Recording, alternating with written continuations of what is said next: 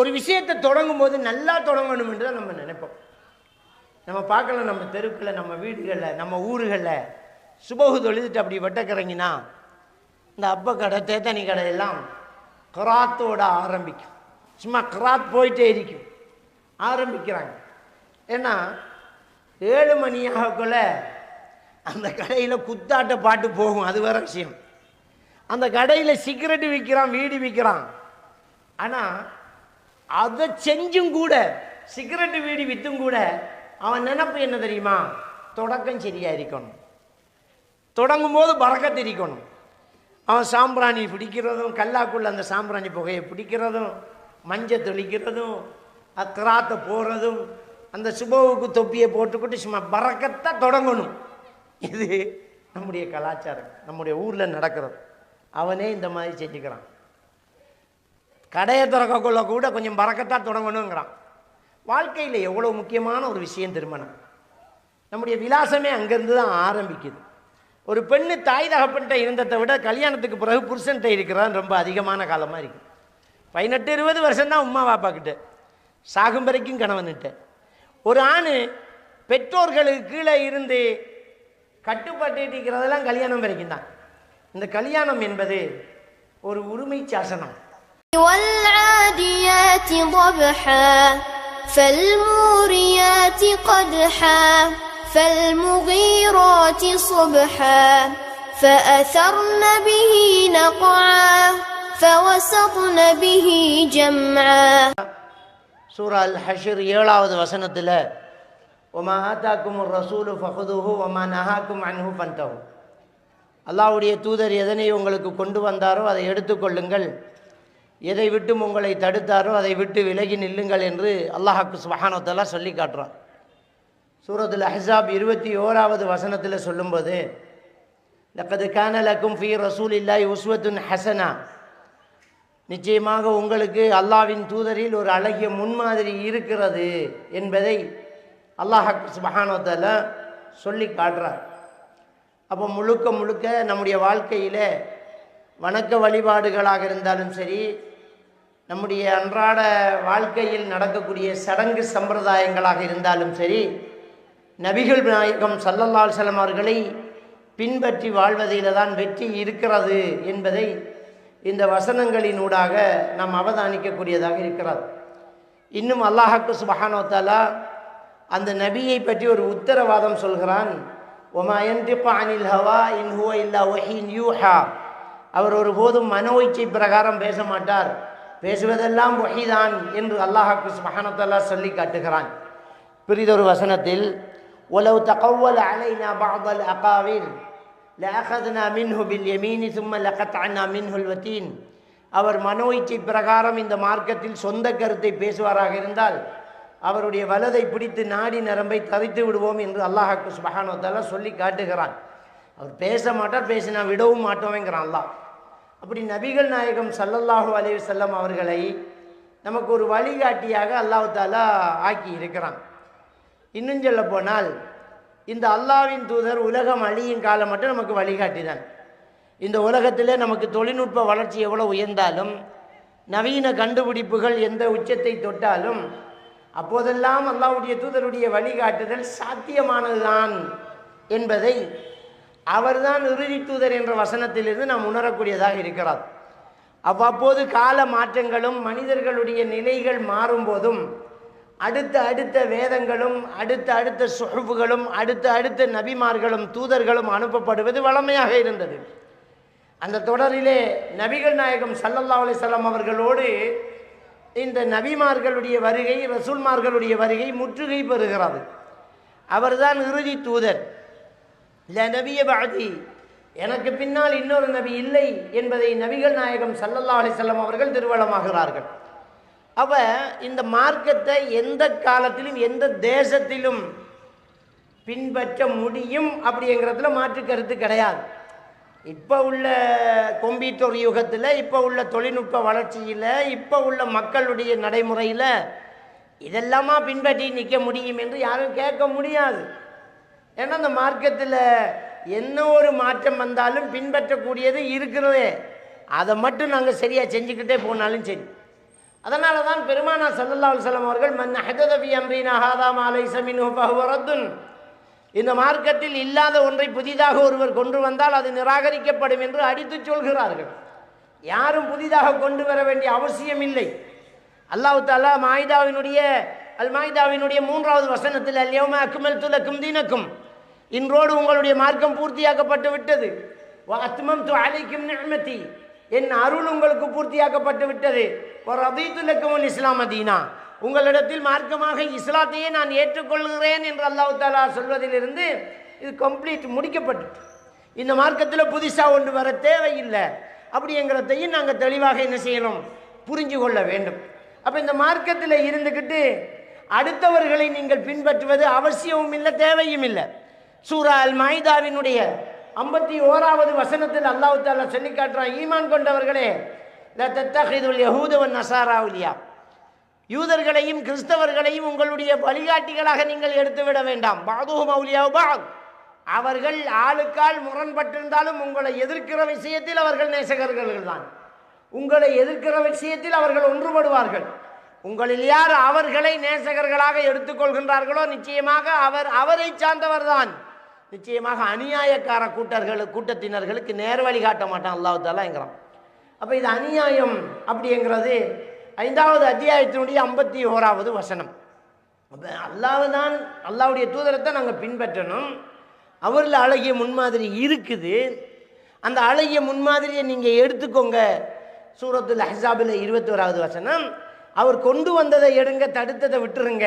சூரா அல் ஹஷ்ரினுடைய 7வது வசனம், இப்படி அல்லாஹ்வுடைய தூதரை தவிர அடுத்தவர்களை நீங்கள் பின்பற்றாதீங்க. சூரத்துல் மாயிதாவினுடைய 51வது வசனம். இப்படி நமக்கு இந்த மார்க்கத்தை தெளிவாக சொல்லி தந்திருக்குது. வந்ததுக்கு பிறகு நம்முடைய கலாச்சாரங்கள் எல்லாம் அனாச்சாரங்களாக மாறக்கூடிய அளவுக்கு நமக்கு ஆசை மோகங்களும் வந்தாச்சு. அன்புக்குரிய இஸ்லாமிய சகோதரர்களே, பெருமானார் ஸல்லல்லாஹு அலைஹி வஸல்லம் அவங்க சொல்கிறாங்க, அன்னிக்காஹு மின் சுன்னத்திங்கிறாங்க. திருமணம் என்னுடைய வழிமுறை. ஃபமன் ரகிப அன் சுன்னத்தி ஃபலைஸ மின்னி, யார் என்னுடைய வழிமுறையை வெறுக்கிறாரோ அவர் என்னை சார்ந்தவர் அல்லங்கிறாங்க. அப்போ அல்லாஹ்வுடைய தூதருடைய வழிமுறை தான் திருமணம். அப்போ இந்த திருமணத்தை எப்படி பண்ணுறது, அந்த கல்யாணத்தை எப்படி எடுத்துக்கிறது அப்படிங்கிறத நாங்கள் தெளிவாக புரிஞ்சு கொள்ளணும். இன்றைக்கி இருக்கக்கூடிய சூழ்நிலை, இன்றைக்கி இருக்கக்கூடிய மக்களுடைய மனநிலை எப்படி இருக்குதுன்னு சொன்னால், பேரளவில் நாங்கள் முஸ்லீம்களாக இருக்கிறோம். பேர் வைக்கும்போது கூட தெளிவாக முஸ்லீம் என்று தெரியாத ஒரு சாடமாடையான பேர் தேவைப்படுது நமக்கு. அப்படி தான் புதுசாக பேர் வைக்கிறாங்க. அந்த முஸ்லீம் என்று காட்டிக்கக்கூடாத பேர் வைக்கணுமா, அந்த அளவுக்கு நம்ம நிலைமை என்ன செய்து மாறி போகுது. அன்புக்குரிய இஸ்லாமிய சகோதரர்களே, நமக்குன்னு ஒரு கலாச்சாரம் இருக்கும்போது எதுக்கு நமக்கு இன்னொரு அனாச்சாரம், நமக்கு எதுக்கு அடுத்தவங்க கலாச்சாரம்? சிந்திச்சு பார்க்கணும். இஸ்லாமிய மார்க்கத்தில் நமக்குன்னு ஒரு கலாச்சாரம் இருக்குது. இன்றைக்கு உலகத்தில் சீக்கியனை பாருங்க, அவன் எங்கே போனாலும் ஹெல்மெட் போட மாட்டான், ஏன்னா அவன் தலப்பா கட்டுறது அவனுடைய கலாச்சாரம். நம்ம விமானத்தில் போகக்குள்ள ஒரு நெயில் கட்டர் கூட கொண்டு போக முடியாது, சின்ன கத்தி, ஒரு நெயில் கட்டர். நம்ம ஹேண்ட் லக்கேஜில் ஒரு ஆணி நட்டு இருந்தால் கூட அதை தூக்கிடுவான், எடுத்துக்கு போக முடியாது. ஆனால் சீக்கியம் கத்தியோடு விமானத்தில் பயணம் செய்யலாம். காரணம், அவன் என்னுடைய மத அடையாளம் அப்படிங்கிறான், அவன் கலாச்சாரம் என்கிறான். அப்போ அவன் கலாச்சாரத்தை அவனால் பின்பற்ற முடியுது, நம்முடைய கலாச்சாரத்தை நம்ம ஏன் பின்பற்ற மாட்டேங்கிறோம்? இன்றைக்கு காசாவில் மக்கள் அழிகிறாங்க, யூதன் குண்டு போட்டுக்கிட்டு இருக்கிறான். அப்போ இஸ்ரேல் அடிக்கிறதுனால இந்த காசாவுக்கு எதிராக நம்ம எல்லாம் கோஷம் கொடுக்குறோம். நம்ம எல்லாருமே வாட்ஸ்அப்பில் ஃபேஸ்புக்கில் நம்ம அவனுக்கு எதிராக கண்டனம் தெரிவிச்சுட்டு இருக்கிறோம். அவன் செய்கிறது அநியாயம், துரோகம்ங்கிறோம். குழந்தைங்க மேலே குண்டு போடுறேங்கிறோம். அதே நேரம் அவன் ஸ்டைலில் தலையில் வச்சுட்டு இருக்கிறோம். அவன் பற்றின மாதிரி தான் முடிவெட்டுவோங்கிறோம். நபிகள் நாயகம் ஸல்லல்லாஹு அலைஹி வஸல்லம் அவர்கள் கஸ்ஸ முறையில் முடிவெட்டுவதை தடுத்தார்கள். நஹா ரசூலுல்லாஹி ஸல்லல்லாஹு அலைஹி வஸல்லம் அனில் கஸ்ஸ, கஸ்ஸ முறையில் முடிவெட்டுவதை அல்லாஹ்வுடைய தூதர் தடுத்தார்கள். கஸ்ஸ என்றால் முடியின் ஒரு ஓரத்தை சிரைத்து அடுத்த பகுதியில் முடியை கூட வச்சுக்கிறது, இது கஸ்ஸ. இன்னைக்கு அதான் நமக்கு ஃபெஷன் ஆகுது. இன்னைக்கு அப்படி தான் பொடிய மாதிரி வச்சுட்டு இருக்கிறாங்க. ஒரு பக்கம் மொட்டை அடிச்சுக்கிறான், முடியல அப்படியே வலிச்சு எடுக்கிறான், மேலே மட்டும் முடிய வச்சுட்டு இருக்கிறான். அப்போ இது நபிகள் நான் ஸல்லல்லாஹு அலைஹி வஸல்லம் அவர்கள் தடுத்தது. யூதர்களுடைய ஒரு கலாச்சாரம் அது. அவங்க கலாச்சாரத்தில் முடிய வெட்டிக்கிறோம், ஆனால் அவனை எதுக்குறோம்? எந்த வகையில் நியாயம்? நான் கேட்குறேன், நம்ம என்ன அவ்வளோ வங்குரோத்துத்தனமாக இருக்கிறோமா? முடி வெட்டுறதுக்கு நமக்கு ஒரு ஸ்டைல் இல்லையா? நம்மளுக்கு உடுப்பு போகிறதுக்கு ஒரு ஸ்டைல் இல்லையா? நம்முடைய திருமணம் நடத்துறதுக்கு நமக்குன்னு ஒரு ஸ்டைல் இல்லையா? ஏன் அதை செய்ய மாட்டேங்கிறோம்? நம்முடைய கலாச்சாரத்தை நாம் ஏன் மறுக்க வேண்டும்? நாம் அதை ஒவ்வொருவராக பின்பற்ற வேண்டும். இந்த மார்க்கத்தில், இஸ்லாத்தில் இருந்து கொண்டிருக்கக்கூடிய நாம் அல்லாஹ்வுடைய மார்க்கத்தை நம்முடைய வாழ்க்கையில் ஹயாத்தாக்கி காட்ட வேண்டும். அது கூட ஒரு தஅவா தான். அன்புக்குரியவர்களே, பெருமானார் ஸல்லல்லாஹு அலைஹி வஸல்லம் அவர்கள் இந்த திருமணத்துக்கென்று ஒரு வழிமுறையை நமக்கு தந்திருக்கும் போது, நம்முடைய பரம்பரையாக, நம்முடைய வளமையாக மற்றவர்கள் செய்கிறார்கள் என்று நாம் எதையும் பின்பற்றக்கூடாது என்பதை நாம் எல்லாம் புரிந்து கொள்ள வேண்டும். நம்முடைய மனோ இச்சைக்கு நாம் கட்டுப்படக்கூடாது. சூரா நாஸிஆ 40வது வசனத்தில் அல்லாஹ் தஆலா சொல்லி காட்டுறான், வஅம்மா மன் காஃப மகாம ரப்பிஹி வநஹா அன்-நஃப்ஸ அனில் ஹவா. யாரெல்லாம் இறைவனுக்கு முன்னால் நிற்பதை அஞ்சி தன் மனோ இச்சைக்கு மாறு செய்கின்றாரோ, ஃபஇன்னல் ஜன்னத ஹியல் மஅவா, அவர் ஒதுங்குமிடம் சொர்க்கம்தான் என்று அல்லாஹ் சுப்ஹானஹு வ தஆலா சொல்லி காட்டுறான். அப்ப நம்ம நம்முடைய மனோ இச்சைக்கு முதல்ல மாறு செய்ய வேண்டும். அதே மாதிரியாக அல்லாஹ் தஆலா சூரா மும்தஹினாவினுடைய 1வது வசனத்திலேயே அல்லாஹ் சுப்ஹானஹு வ தஆலா ஒரு விஷயத்தை சொல்லி காட்டுறான் பாருங்க.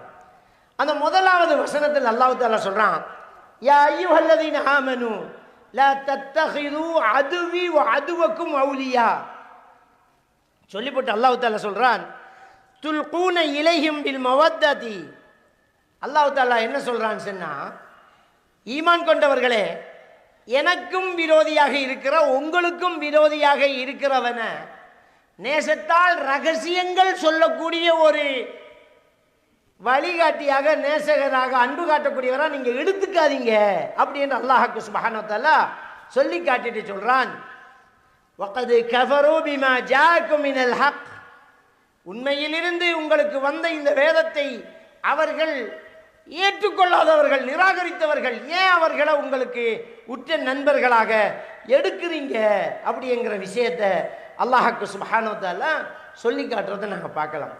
அன்புக்குரிய இஸ்லாமிய சகோதரர்களே, இது மாதிரி அல்லாஹ் சூரத்து தௌபாவினுடைய 23வது வசனத்தில், யா அய்யுஹல்லதீன ஆமனு லா தத்தகிது ஆபாக்கும் வ இஹ்வானக்கும் அவுலியா இன் இஸ்தஹப்புல் குஃப்ர அலல் ஈமான்.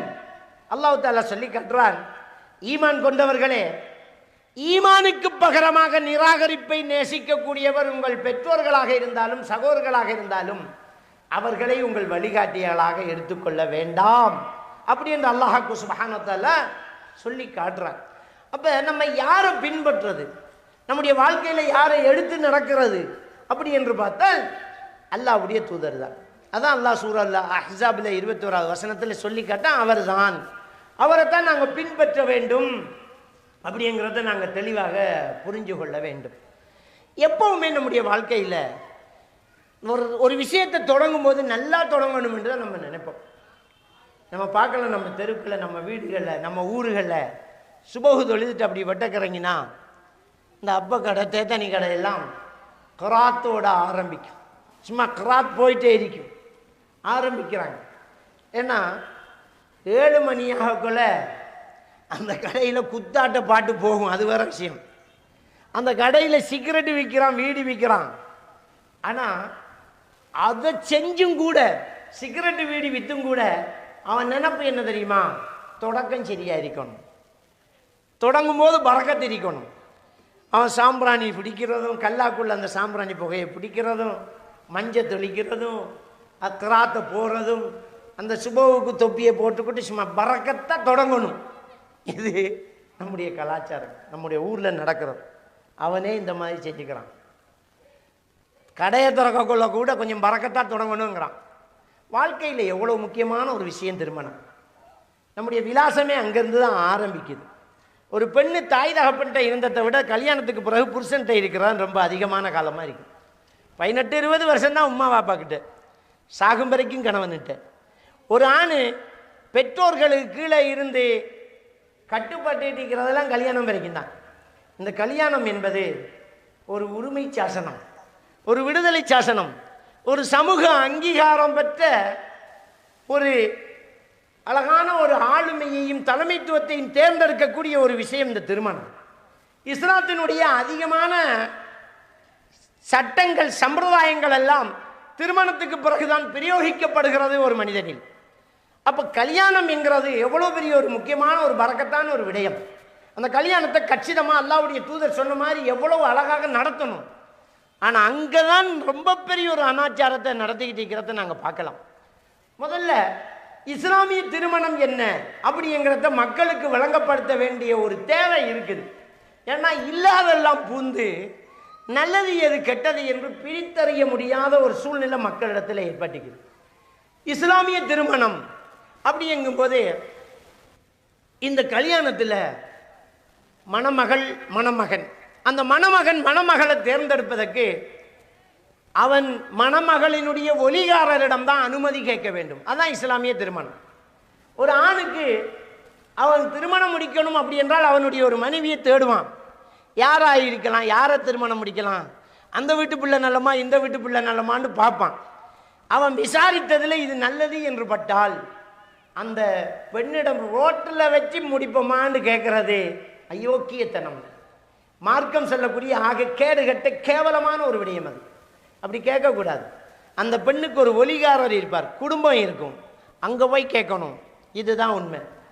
ஒரு மணமகளை ஒரு பெண்ணை பெற்றவங்களுக்கு ஒரு நல்ல மாப்பிள்ளை தேவை அப்படிங்கிற ஒரு சூழ்நிலை வரும்போது அந்த மணமகளுடைய விருப்பத்தை அல்லது அந்த குடும்பத்தினுடைய விருப்பத்தை மணமகன்கிட்ட நேரடியாக கேட்கலாம். அங்கே வாப்பா கிட்ட போக தேவையில்லை, நேரடியாக கேட்டு அந்த ஏன்னா அல்லாஹ் தஆலா திருக்குர்ஆன்ல சொல்லி காட்டுறான், அர்-ரிஜாலு கவ்வாமூன அலன் நிஸா, ஆண் என்பவள் பெண்களை நிர்வாகம் செய்யக்கூடியவன் அப்படிங்கிறான். இதான் அந்த முதல் படியே. அப்படி அந்த கல்யாணம் பேசப்படுமாக இருந்தால் அங்கே சூரா அன்-நிஸாவினுடைய 4வது 5வது வசனத்தில் சொல்கிற மாதிரி ஆத்து நிஸா சதகாத்திஹின்ன நிஹ்லா, பெண்களுக்கு அவர்களுடைய மகர் தொகையை மனமுவர்ந்து கொடுத்து விடுங்கள் என்கிறான். மகர் தொகை தான் பேசப்படும். அங்கே சீதன பேச்சுக்கு இடம் கிடையாது.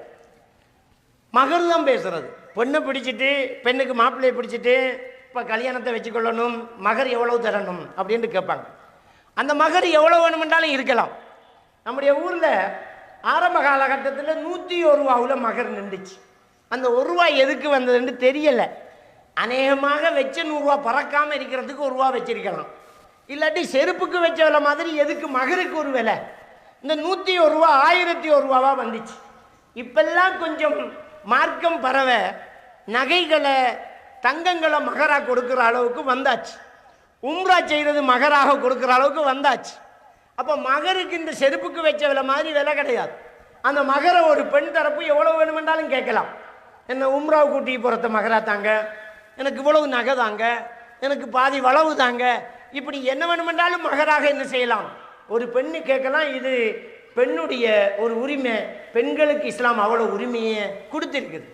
அப்போ இந்த மகர் தொகை பேசப்படுமாக இருந்தால், அந்த மகர் தொகை முடிவு கட்டப்படுமாக இருந்தால், 2 தரப்பும் ஒத்துக்கிட்டாங்க அப்படின்னு சொன்னால் கல்யாணம் நடக்கணும். அந்த கல்யாணம் ஈஜாப் கபூல் அப்படின்னு சொல்கிறது. ஒப்புவித்தல் ஒப்படுத்தல், அதை அக்குது நிக்காஹுங்கிற வார்த்தைகளால் நம்ம சொல்கிறோம். நம்ம நாட்டில் ரிஜிஸ்டர் பண்ணுறது, திருமண பதிவாளர் எழுதி சைமச்சு எடுக்கிறது, இது நாட்டு சட்டம். இஸ்லாமிய சட்டம் அதை பதியும் போது அங்கே நடத்துகிறாங்களே அந்த அக்குது ஈஜாப் கபூல், அதுதான் மார்க்க சட்டம். இந்த ஈஜாப் கபூல் நடத்துறதுக்கு யார் யார் தேவை? 2 சாட்சி தேவை, ஒலிகாரர் தேவை, மாப்பிள்ளை தேவை. பெண்ணு அங்கே வர தேவையில்லை. மணமகள் அந்த காவினுக்கு அந்த கல்யாணம் நடத்துறதுக்கு மணமகள் தேவையில்லை. ஏன்னா மணமகள் சார்பாக அவள் வாப்பா வாரா அல்லது வாப்பா அந்தஸ்தில் இருக்கக்கூடிய அடுத்த ஒரு ஒலிகாரர் வருவார், அவ்வளோதான். அப்போ மணமகள் வராது. மாப்பிள்ளை, ஒலிகாரர், 2 சாட்சி, 4 தான். இரும்படிக்கிற இடத்துக்கு ஈட்டி என்ன வேலைன்னு கேட்பாங்க. மௌலவி ஷாப்புக்கு அங்கே இடமே இல்லை. மௌலவிக்கு என்ன தேவைன்னு கேட்குறேன் நான். மௌலவி தேவையில்லை.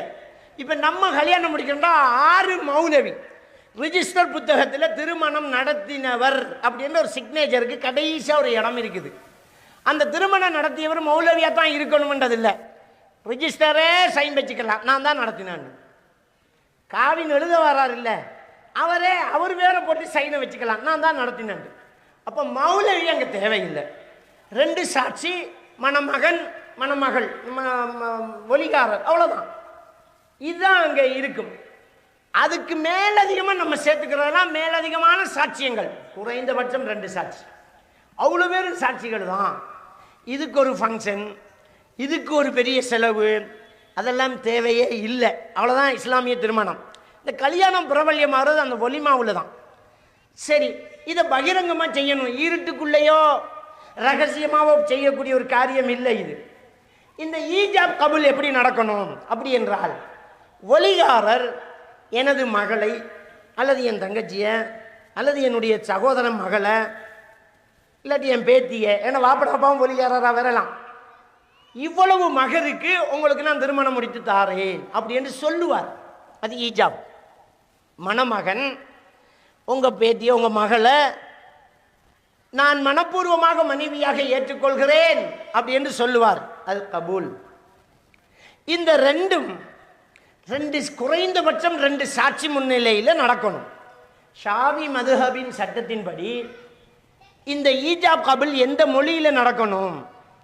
பிலிசானி ஷாஹிதைன். அந்த 2 சாட்சிகள் என்ன மொழி பேசுகிறாங்களோ அந்த மொழியில் தான் அந்த கல்யாணம் நடக்கணுங்கிறாங்க. ஏன்னா இன்னைக்கு நம்ம ஊரில் கல்யாணம் நடக்குது அரபில் கல்யாணம் நடத்துறதால அசரத்து வரணும். இதை இப்படியே ஆக்கிட்டான் அவன் காசு சம்பாதிக்கிறதுக்கு. இந்த கல்யாணத்தில் மௌலை ஷாப் எதுக்கு வரார் என்றால், கல்யாணத்தை அரபில் நடத்துறதுக்கும் அப்படியே பொண்ணோட விட்ட போய் நெத்தி முடியை பிடிச்சி மாப்பிள்ளை கிட்ட கொடுக்குறதுக்கும். ஏன்னா மாப்பிள்ளைக்கு முன்னே அவர் தான் தொடணும், பொண்ணு நெத்தி முடிய அவர் பிடிச்சி கொடுக்கணும். எங்கே இருக்கு இந்த சட்டம்? அதை மாப்பிள்ளை போய் பிடிப்பார், நீ எனத்துக்கு நடுவில் நம்பி மாதிரி தேவையில்லை.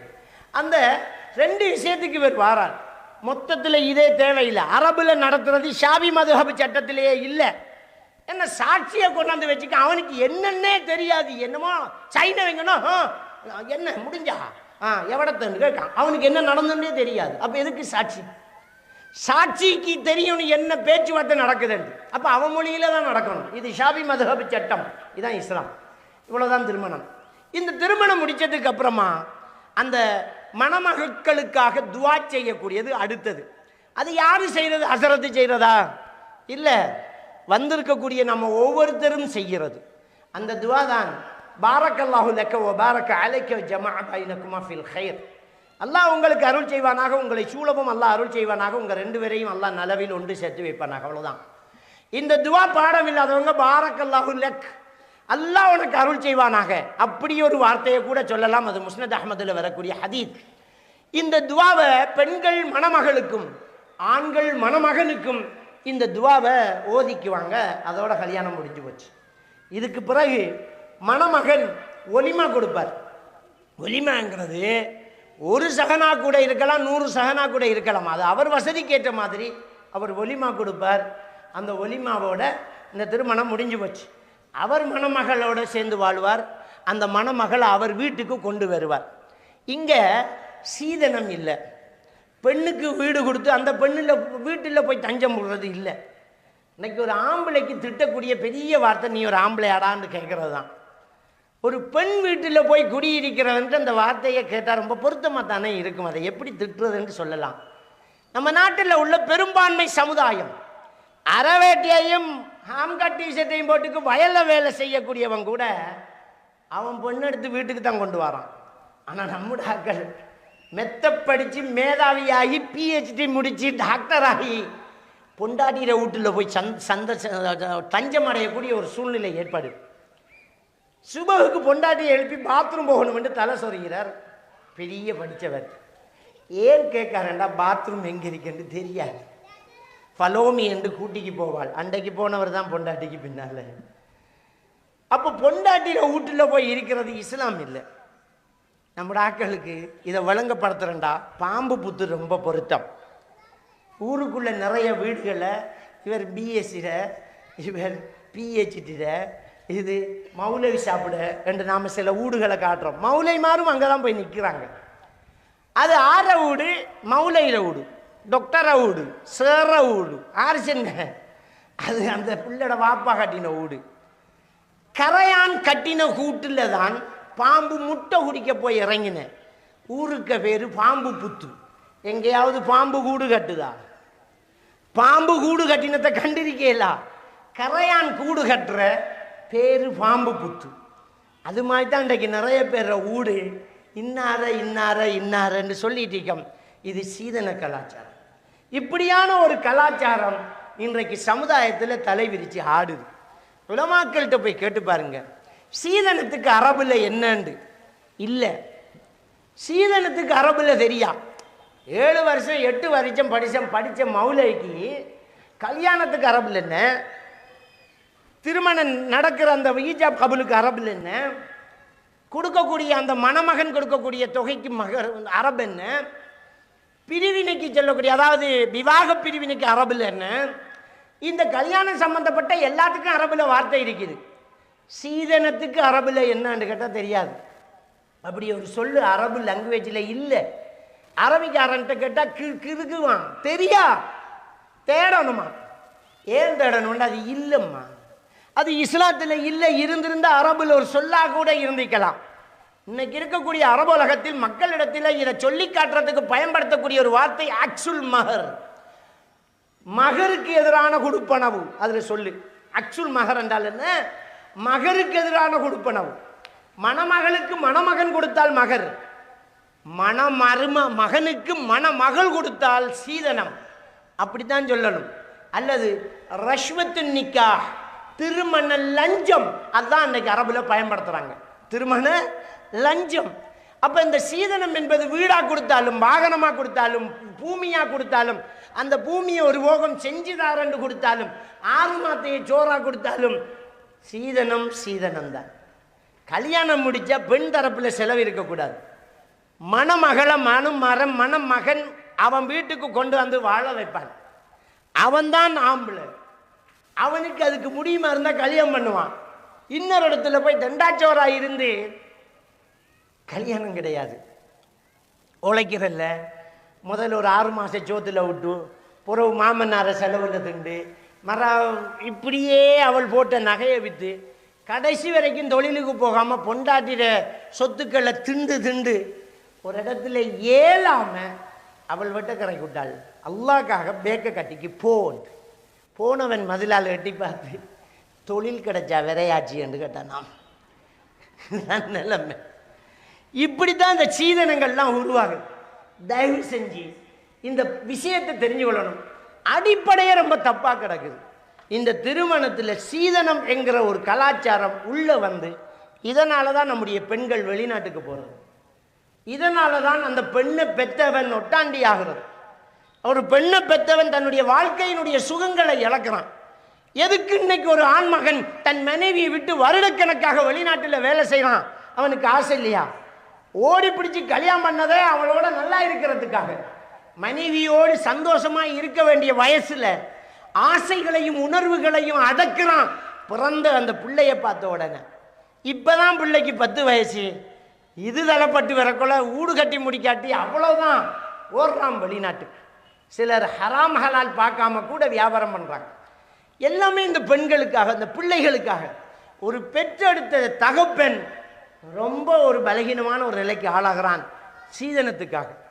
மனைவி வழியில் எடுத்ததை மகள் வழியில் கொடுக்கறதுல திண்டாடி போற சமுதாயமாக நம்முடைய சமுதாயம் மாறிப்போச்சு. ஒரு தரம் சீதனம் எடுத்து ஒரு கல்யாணம் முடிச்சு போட்டு 4 பொம்பளை பிள்ளையை பெற்று போட்டு அதை அவ்வளோத்தையும் கல்லா செய்வார் இவர். அது அவருக்கு அல்லாஹ் கொடுத்த தண்டனை. இப்போ இந்த சீதனம் என்கிறத தூக்கி எறிஞ்சிட்டு மகர் கொடுத்து பெண் எடுக்கிறதுக்கு வந்தா ஒருத்தன் ஒரு வீடு தான் கட்டணும். அவனுக்கு எத்தனை பிள்ளை பிறந்தாலும் அவனுக்கு எந்த பயமும் கிடையாது. பிறந்த பொம்பளை பிள்ளைகளுக்கு வீடு கட்டிக்கு ஒருத்தன் ரெடியாக வருவான். ஆம்பளை பிள்ளைக்கு வழியை காட்டிவிட்டு அவன் வீடு கட்டிக்கிட்டு ஒரு பெண் எடுத்துக்கு வருவான். இது சிம்பிளான விஷயம். சொத்து பங்கீடுகள் எல்லாம் இந்த இடத்துல நியாயமாகி போய்விடும். இன்னைக்கு ஒருத்தன் உழைக்கிறதெல்லாம் பெண் பிள்ளைகளை கொடுத்துட்டு ஆம்பளை பிள்ளைகளை எங்கேயாவது போய் பிச்சை எடுக்கண்டு பார்க்குறான், விடுறான். அதனால தான் மகனுக்கு பெரிய இடத்துல பொண்ணு தேவைப்படுற. மாடி வீடு கட்டினிக்கு போய் தட்டி பார்ப்போம்னு நினைக்கிறான். ஏன்னா அவன் கொடுத்து சவுத்துட்டான். அப்போ மகன் வழியில் எடுத்து வெல்லணும்ங்கிறது அவனுடைய நிலைப்பாடு. இப்படி தலைகீழாக நிலைமைகள் மாறாமல் இருக்கணுமாக இருந்தால், இஸ்லாமிய முறைப்படி அனந்தர சொத்து பிரிக்கப்படுமாக இருந்தால், பட வேண்டும் என்றிருந்தால் சீதனம் இல்லாத திருமணங்கள் அரங்கேற வேண்டும். அந்த சமுதாயம் மறுமலர்ச்சி, அந்த சமுதாயம் வெற்றி பெறும். ஒவ்வொருத்தரும் அவனுக்கென்று வீடு கட்டும் போது அதில் தேவையில்லாத வீண்விரயங்கள் இருக்காது. 4 மாடியில் ஊட கட்டி கோபிச்சத்துக்கு மேலே லைட்டை போட்டு அதுக்கு 4000 ரூபா பில்லு கட்டுறான். கூரைக்கு எதுக்குடா பல்வண்டா? அதையெல்லாம் காட்டித்தான் மாப்பிள்ளை எடுக்கணும் என்றது நிலப்பாடு. அப்போ அவனுக்கு வீடு கட்டக்கூட அந்த தேவையில்லாத செலவு செய்ய மாட்டான். இதை இப்படி ஏன் கட்டணும்? இருக்கிறதுக்கு இது இருந்தால் சரி, காற்று வரதுக்கு ஜன்னல் இருந்தால் சரி. ஜன்னலுக்குள்ளே எதுக்கு 1008 டிசைன்? அப்போ வீண் விரயம் தவிர்க்கப்படும். இன்னைக்கு இந்த திருமணத்தில் சீதனம் என்கிற ஒன்று இருக்க போய்த்தான் ஆண்கள் எல்லாம் தருதலையாக, இளைஞர்கள் எல்லாம் உதவாக்கரைகளாக மாறி போனதுக்கான காரணம். இந்த மைதானத்தில் இன்னைக்கு நாம் ஸ்பீச் பண்ணிட்டு இருக்கிறோம், பயான் நடந்துக்கிட்டு இருக்குது. இதே பயான் நடக்காத இந்த இடத்துல, இந்த பல்பு வேலை செய்யாத இந்த கிரவுண்டில் இருட்டுப்பட்ட புகை வருது. காரணம் என்ன? அந்த மாப்பிள்ளைக்கு எங்கேயாவது ஒருத்த வீடு கட்டுறான், நமக்கு எதுக்கு அது என்ற ஒரு நிலை வந்தாச்சு. இருட்டுப்பட்ட புகை வருது. சந்திகளை இளைஞர்கள் ஒன்று செய்கிறாங்க, தூளங்கிறாங்க, குளிசைங்கிறாங்க, வேற வேற இன்ஜெக்ஷன்ங்கிறாங்க, சுருட்டி வச்சு கொளுத்துறதுங்கிறாங்க. எல்லா அனாச்சாரங்களும் நடந்து பொறுப்பில்லாமல் உலாத்துறதுக்கு காரணமும் சீதனம் தான். ஏன்னா அவன் எதுக்கு உழைக்கணும், அவன் எதுக்கு வீடு கட்டணும்? அவனுக்கு தான் எங்கேயோ ஒரு இழிச்ச வாயம் வீடு கட்டிக்கிட்டு இருக்கானே என்கிற ஒரு சூழ்நிலையால தான்.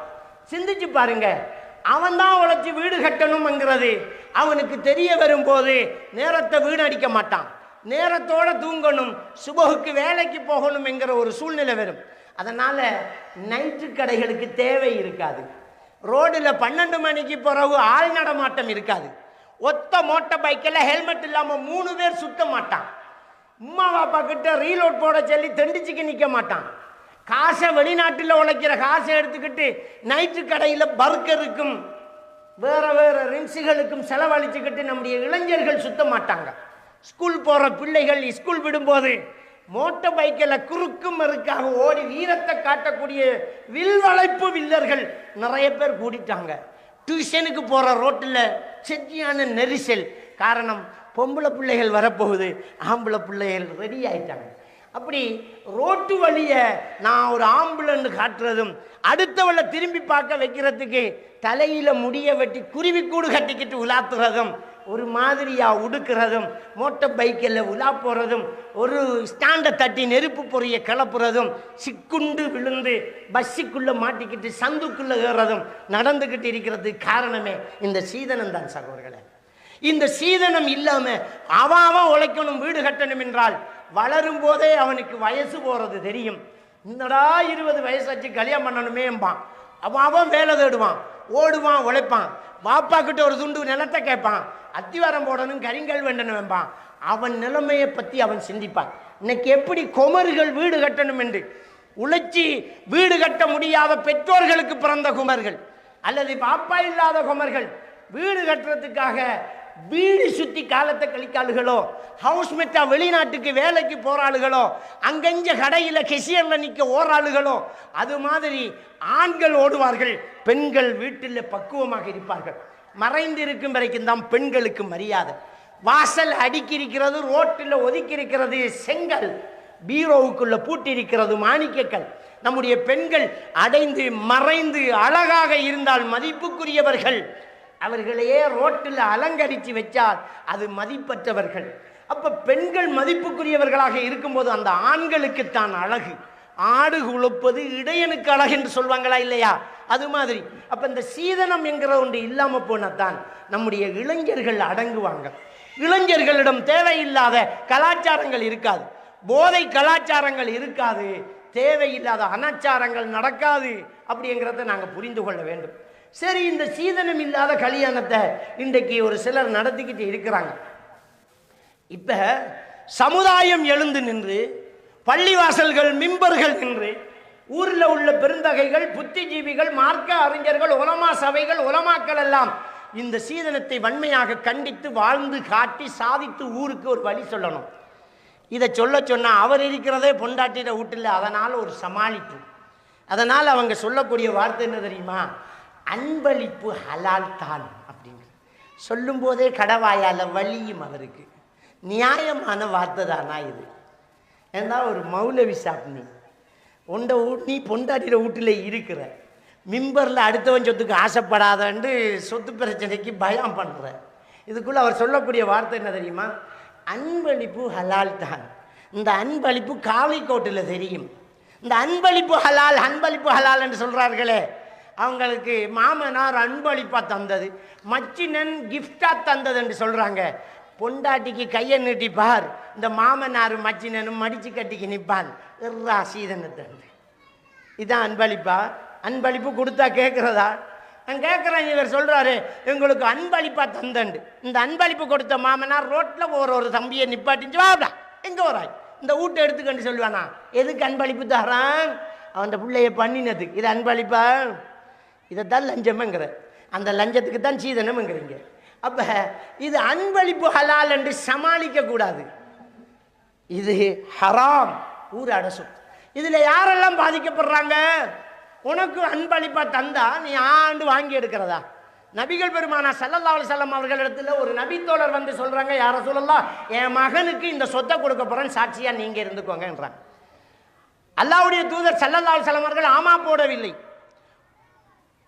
உலக கைருஹு, இது மாதிரி உனக்கு வேறு பிள்ளைகளும் இருக்கிறதா அப்படின்னு கேட்குறாங்க. லக்க வலதுன் கைரு, இது இல்லாமல் வேறு பிள்ளைகளுமா இருக்குன்னு கேட்டாங்க. ஆமாம் யா ரசூலல்லாஹ்ன்றாங்க.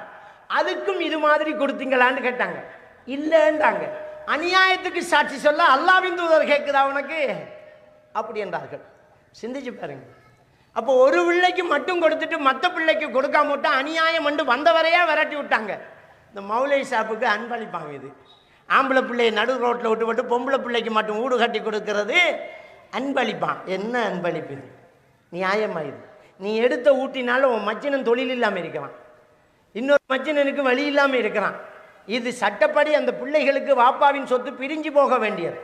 ஒவ்வொருத்தனும் மரணிக்கும் போது கபன் துணிக்கு வக்கில்லாத நிலையில் மரணிக்கிறான். ஆனால் அவன் பெரிய கோடீஸ்வரன். உண்மையிலே அவன் சீதனமாக கொடுத்த சொத்து அவன் பேரில் இருந்திருந்தா ஒரு பெரிய வசதியாக்கார ஹாஜியார் மௌத்தாக இருக்கிறார். அவர் பேரில் நிறைய சொத்து இருக்குது. மரணிச்சதுக்கு பிறகு அனந்தர சொத்து பிரியும். இப்போ மரணிக்க கொள்ள அவருக்கு குளிப்பாட்டி துறைக்கிறதுக்கு பழைய சாரம் கூட குறையவா தான் இருக்குது. இதான் நிலைமை, நிறைய பேர நிலைமை. ஸோ இந்த சீதனத்தை எதிர்த்து, சீதனத்துக்கு நம்முடைய சமுதாயத்தில் ஒரு விழிப்புணர்ச்சி நடத்த வேண்டிய இன்றைய உலகத்தில் சீதனத்துக்கு வக்காலத்து வாங்குகிற சில அறிஞர்கள் உருவாகிறது தான் ஆச்சரியமான விடயமாக இருக்குது.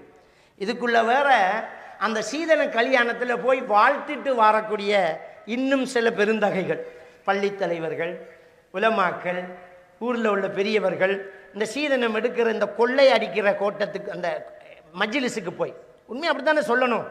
சீதனம் எடுக்கிற கல்யாணம் வேண்டாம், கொள்ளை அடிக்கிற இடம். அந்த கொள்ளை அடிக்கிற இடத்துல அந்த மாமனார் சிரிச்சுக்கிட்டு இருப்பார். அவருடைய சிரிப்பை பார்த்தாலே தெரியும் இது எடுத்து சிரிக்கிறது. அவ்வளவு கடனோடு அண்டை குந்திக்கார். அவர் அழுவார். எல்லாரும் நினைக்கிற பிள்ளைக்கு கல்யாணம் எப்படி இந்த மனுஷன் குளற, அதை நினைச்சு குளறலடா பாவி. இந்த கல்யாணம் முடிக்கிறதுக்கு நான் ஓடின ஓட்டமும் எந்த தலையில் இருக்கிற கடனும் தெரியுமாடான்னு குளறான் அவன். இந்த கொள்ளை அடிக்கிற இடத்துல வாழ்த்து சொல்லவுக்கும் துவா ஓதுறதுக்கும் அவன் அந்த கொள்ளை காசில் இன்னொரு காசை பிடிச்சி பீரிசில் வச்சு தர வாழைப்பழத்துக்கும் சம்சாக்கும் கொஞ்சம் பேர். வெக்கம் இல்லையா? அல்லாஹ்வின் தூதர் ஸல்லல்லாஹு அலைஹி வஸல்லம் அவங்க என்ன சொல்கிறாங்கன்னு சொன்னால், மன் ரா மின்குமுல் முன்கர ஃபல்யுகையிரு பியதி, உங்களை யார் பாவத்தை கண்ணால் காண்றாரோ அவர் போய் அதை கையால் தடுக்கட்டும் அப்படிங்கிறாங்க. தடுக்கணும், பிச்சு எறியணும். அதுக்கு முடியவில்லை என்றால் ஃபபிலிசானிஹி, தடுத்து கையால் திருத்த முடியலையா சத்தமாக சொல்லு, இது தப்புடான்னு சொல்லு. அதுக்கு முடியவில்லை என்றால் ஃபபி கல்வி, அந்த இடத்த விட்டு ஒதுங்கிறேன்றாங்க. ஒதுங்கிடணும். அந்த இடத்துல கலந்து துவா ஒதுக்கிட்டு வரலாமா? அப்போ சீதன கல்யாணத்துக்கு போகக்கூடாது. எடுக்கிற சீதனம் கொடுக்குற ஹலாலான ஒலிமாவான். அப்போ அந்த ஒலிமாவுக்கு போகலாமா?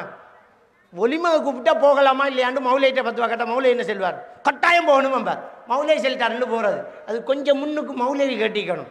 சீதன கல்யாணத்து ஒலிமாவா சுண்ணத்தான கல்யாணத்து ஒலிமாவான்னு திரும்ப கேட்டிக்கணும். அப்போ அந்த ஒலிமாக்கும் போகப்படாது, அந்த கல்யாணத்துலேயும் பங்கெடுக்கப்படாது.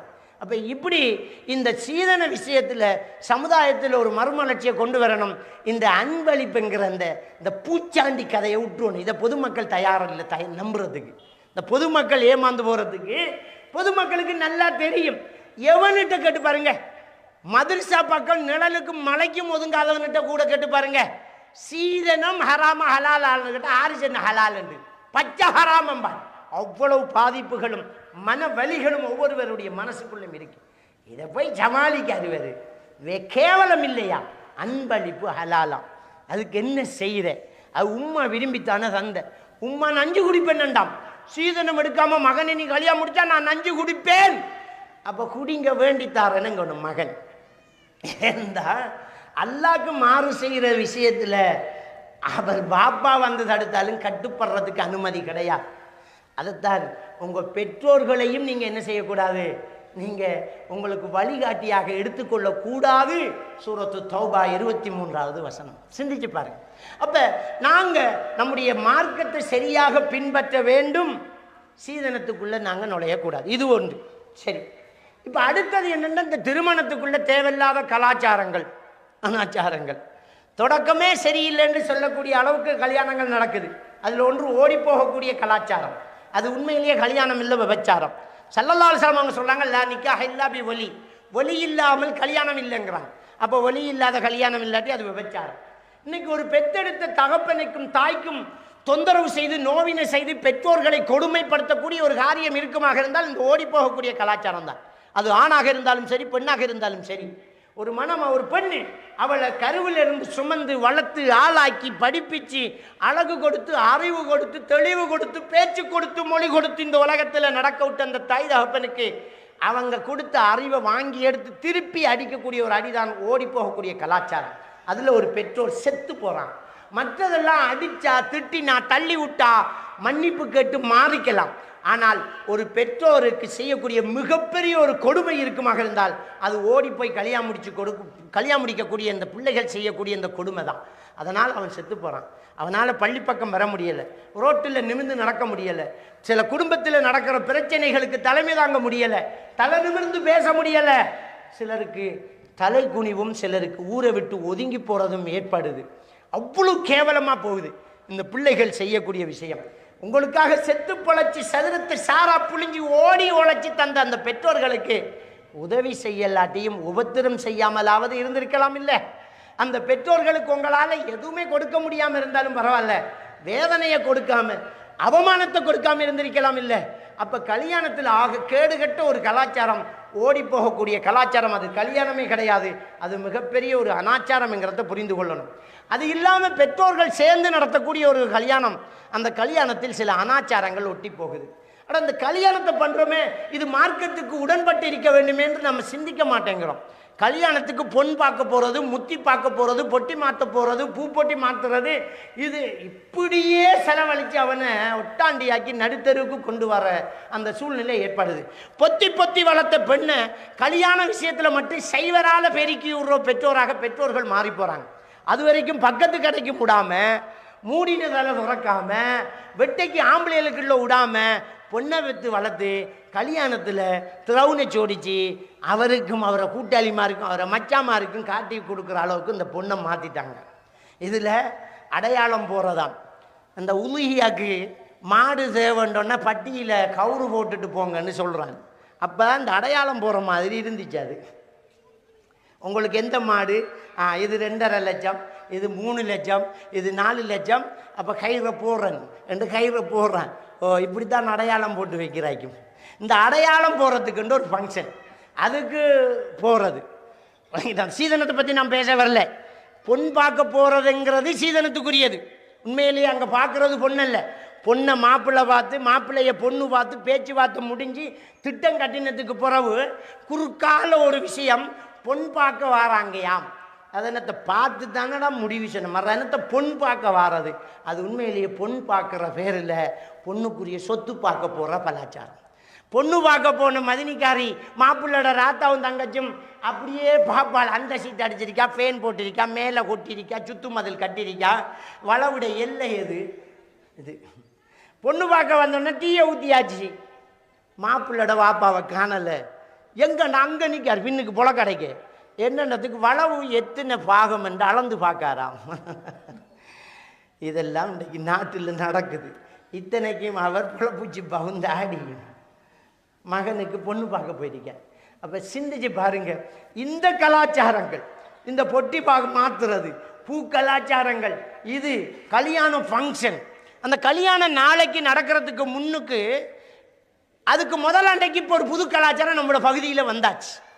இந்தியாவிலேருந்து கொப்பி பண்ணப்பட்டாச்சு. என்னண்டா மருதுண்டி, அதுக்கு என்னமோ பேர் வேறு, மெஹனாவோ என்னமோன்னு பேர், மருதுண்டி போடுற கலா. அதுக்கு ஒரு பெரிய ஹோல் புக் பண்ணி பெரிய பாட்டி வச்சு ஒரு 500 பேரை 100 பேரை அழைச்சி அதுக்கு பூ வச்சு ட்ரவுன்ஸ் ஓடிச்சு அந்த மணமகளுக்கு மருதுண்டி போடுறா உண்டு.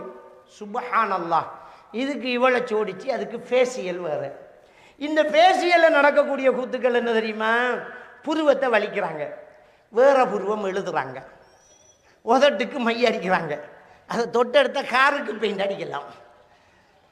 இவ்வளவும் செஞ்சு கருப்பை வெள்ளையாக்கி அதுக்கு ஒரு 30-40,000 ரூபா செலவழித்து அந்த பொண்ணை திரௌனில் வச்சு கல்யாணம் நடத்தினா லோஹர் தொழன்னா, அசர் தொழன்னா, மகரி தொழன்னா, எசா தொழன்னா, சுபவு தொழன்னா. ஏன் தொழன்னாண்டா கழுவினா 30,000 ரூபா கரைஞ்சிடும்.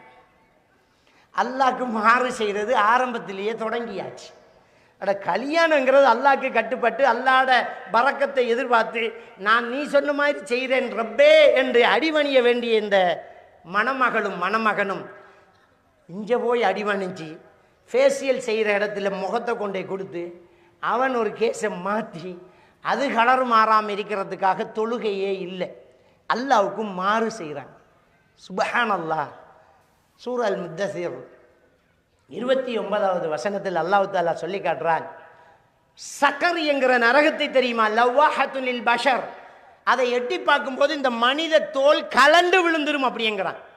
அதே அத்தியாயத்தினுடைய 42வது வசனத்தில் அல்லாஹ் தஆலா சொல்றான், மா சலக்கக்கும் ஃபீ சக்கர். இந்த சக்கர் என்ற நெருப்பில் நீங்கள் இருக்கிறீர்களே என்ன காரணம் என்று அவர்களிடம் கேட்கப்படும். லம் நகு மினல் முஸல்லீன். நாங்கள் தொழாமல் இருந்து விட்டோம் என்று சொல்வார்கள் என்பதை சூரா அல் முத்தஸிர் 43வது வசனம் சொல்லி காட்டு. தொழுகை இல்லை கல்யாணத்தில் தொடக்கத்திலேயே. அப்போ இந்த ஃபேஷியல் கலாச்சாரம் வந்து அந்நிய ஆம்பளைகளுக்கு இதை காட்டி இதுக்குள்ளே ஃபோட்டோ வேறு. சுப்ஹானல்லாஹ். அதை என்ன என்று தெரியல.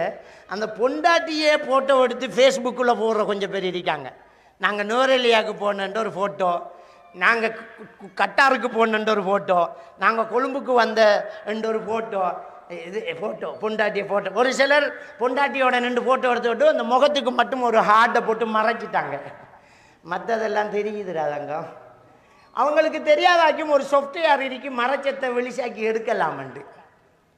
இது தேவை பொண்டாட்டியை நீ ரசிய நினத்துக்கு ஊருக்கு காட்டுறேன். அதுலேயும் அந்த கல்யாண தண்டைக்கு அந்த பொண்டாட்டியோட அவர் நிற்க, அவரை கூட்டாளிமார் அங்கால நிற்க, பார்க்குறாக்களுக்கு 6 புருஷன் என்று கேள்வி கேட்க எதுக்கு இது? எதுக்கு இது? அதுலேயும் அந்த கல்யாணத்தில் மணமகளுக்கு சோடா பருக்கிறதுக்கு மதினிமார் கொஞ்சம் பேர் அவன் சோடா பருக்கலாம் யோசிச்சிருப்பான். அவசரப்பட்டமோ இதை கேட்டிருக்கலாமன்று. இப்போ 6க்கு புருஷனுங்கிற கேஸ். இந்த அளவுக்கு கேடுகட்ட ஒரு விஷயமாக இந்த திருமண கலாச்சாரங்கள் நடந்துக்கிட்டு போகிறத நாங்கள் பார்க்குறோம்.